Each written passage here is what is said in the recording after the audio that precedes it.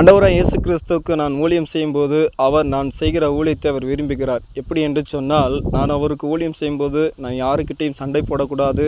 ஆமென். எல்லாரிடத்திலும் நான் சாந்தமுள்ளவனாக, அமைதி உள்ளவனாக காணப்படணும். அது மட்டுமல்ல, யார்கிட்டையும் நான் போதக சமர்த்தனாக என்ன செய்யணும், பேசணும். அவருடைய வார்த்தைகளை மட்டுமே பேசணும். அவர் ஜீவனுள்ள தேவாதி தேவனாக இருக்கிறார்.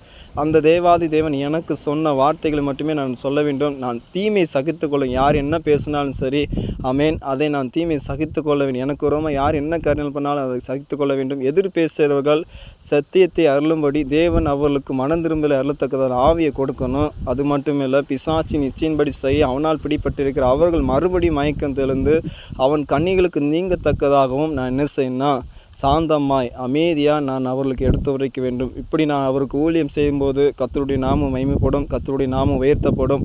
ஆண்டவருடைய நாமத்தை வைத்து கொண்டே இருப்பேன்.